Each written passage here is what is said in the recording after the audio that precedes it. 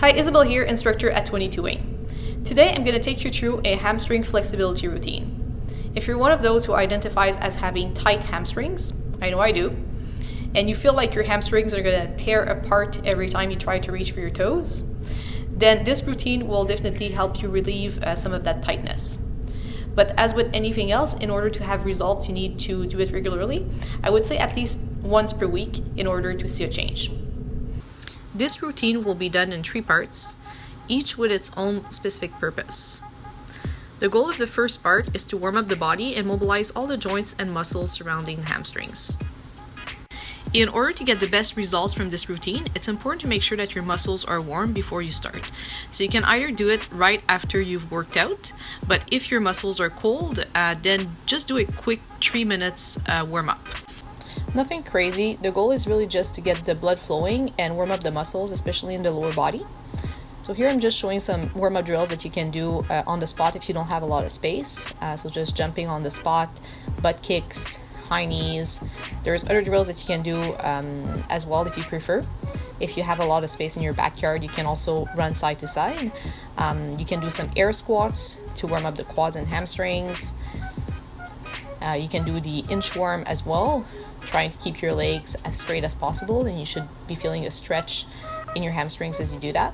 Don't need to add a push-up. We're not working the upper body in this routine, but you can add a push-up if you want. And any other warm-up drill that you can think of for about 3 minutes. It doesn't need to be a set time.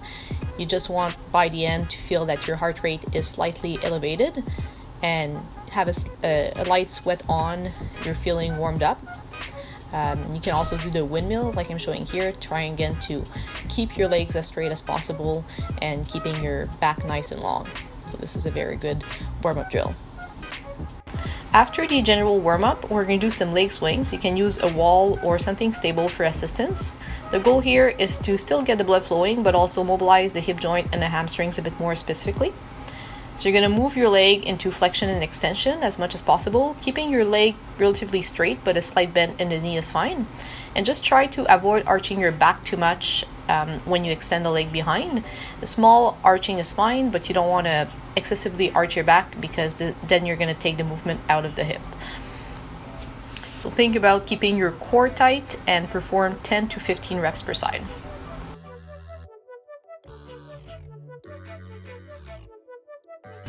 Now we're going to move on to some soft tissue work. So for this drill, you're going to need some sort of dowel or just a broomstick, and maybe also a comfortable surface to kneel on.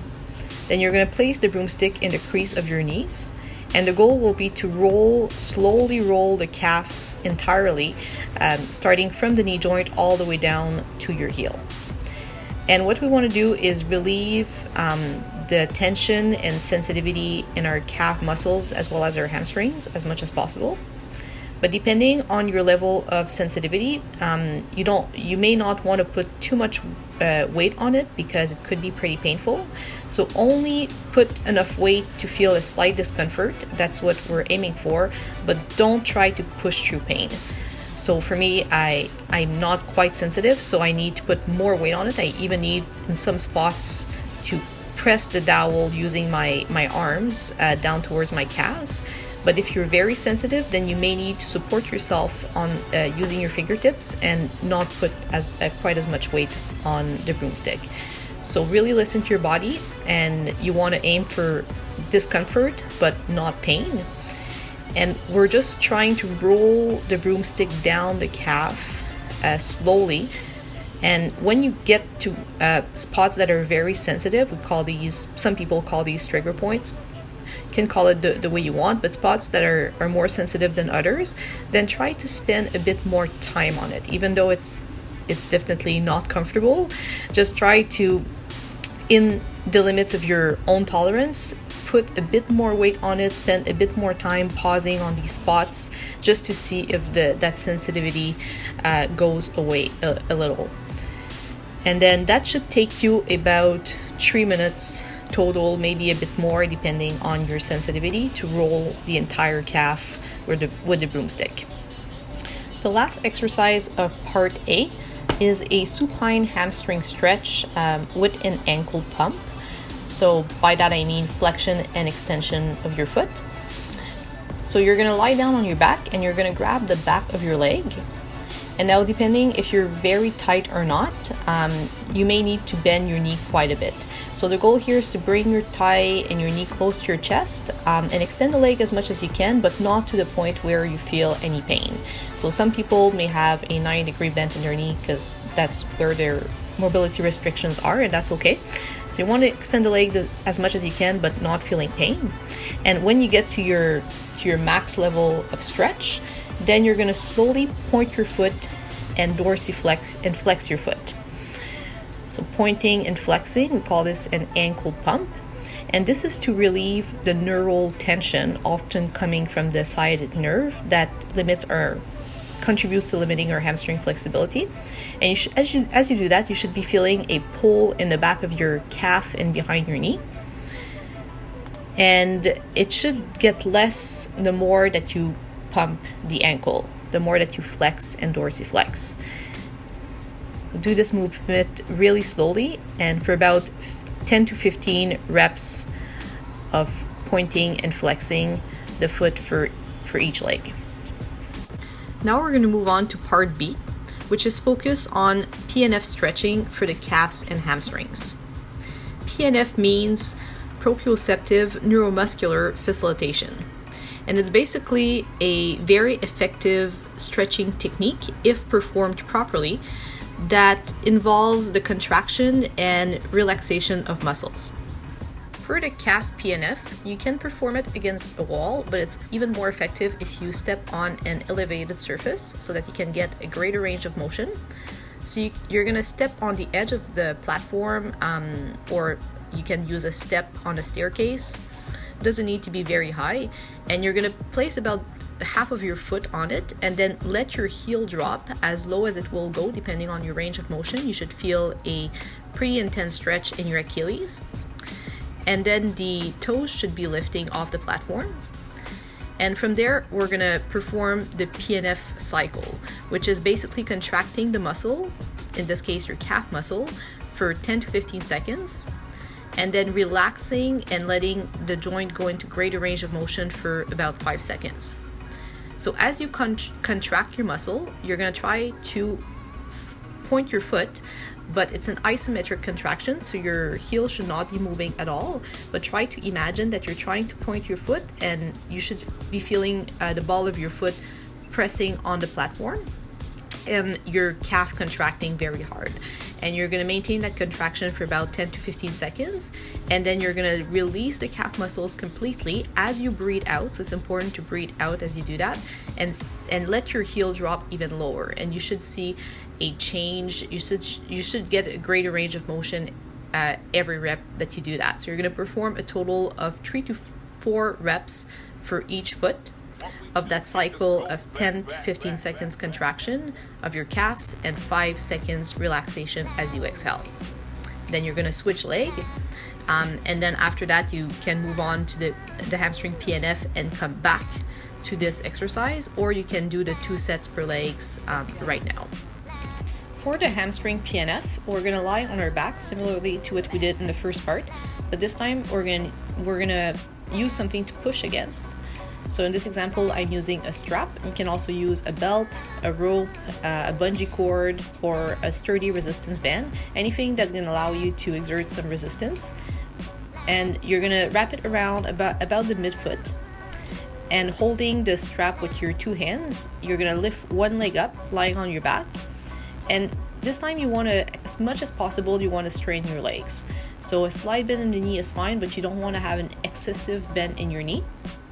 And so if you're very tight, you may not be able to lift your leg, bring your leg past 90 degree, and that's okay. Even if it's less than 90 degree, you want to have it as straight as possible, and your range should increase as we go through the contract and relax cycle. So it's a similar cycle as we just did for the calves. It's going to be a 10 to 15 seconds contraction followed by a 5 seconds relaxation as you exhale, and 3 to 4 reps per side. But this time, as you contract, you want to contract the hamstrings. That's the muscle that we're stretching. And that means you want to imagine that you're trying to press against the strap and trying to bring your leg towards the ground. But you should be holding the strap tightly enough so that your leg is not moving or barely moving as you contract. So it's an isometric contraction. And when you relax, you want to gently pull on the strap to bring your leg closer to your chest, but also think about contracting your hip flexors and quads and actively flexing your leg, which means bringing your thigh closer to your belly. So actively flex your leg and gently pull on the strap, and this is going to allow the hamstring to relax even more.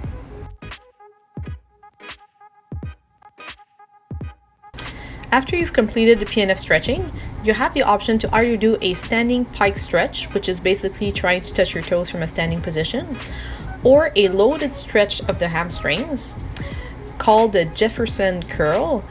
But if you do choose this option, make sure that you don't have any back issue. So I'll go over both quickly. For the standing pike stretch, you're going to start by hinging at the hips, keeping your back and spine fully straight as well as the knees locked out. And you should feel the stretch in your hamstrings and glutes increase as you do that. Once you reach the point where you cannot go further without letting your back round, it's okay to let your spine round slightly and bend the knees slightly as well. Think about bringing the belly towards the thighs to go further in the stretch. However, you don't want to push the stretch through pain. Slight discomfort is what we're aiming for. And if you feel pain at any point or it doesn't feel good for your back, then just stop at a higher point. And this will be the bottom of the stretch, where you will hold for 20 to 30 seconds. And we will perform a total of 3 to 5 sets of that hold at the bottom of the stretch. And you should be able to go slightly further than usually after performing the warm-up drills and the Pmf stretching. And if you do this routine regularly, you'll definitely see an increase in your range of motion, especially during the stretch. If the pike stretch feels good on your back and you do not have any back issue whatsoever, you can try the Jefferson Curl, which is basically a loaded hamstring stretch. Step on an elevated platform so that you can go into greater ranges of motion, because that's the purpose of the exercise. And then use an object that's relatively light to start with, especially if it's the first time that performing this exercise. I would say no more than 15 pounds the first time you try it. And you want to keep your knees fully locked out, and you want to initiate the movement from the spine. So it's not at all as you would do in a deadlift. It's the opposite of a proper deadlift. But we want to do this with control and very slowly, rounding the spine one vertebra at a time, and lowering your torso towards your legs, trying to keep the object as close to your body as possible. And once you reach the bottom of the stretch, you should feel a great stretch in the hamstrings and glutes, but no discomfort in the back whatsoever. If you do feel some discomfort in your back, even if it's not pain, I would say do not perform this exercise. So the back should feel very relaxed, but the stretch should be mostly in the hamstrings and glutes. And again, you don't want to force the stretch through pain. It should just be a slight discomfort in the hamstrings. And as you come out of the movement, you slowly bring the torso back up, again rounding, unfolding the spine one vertebra at a time.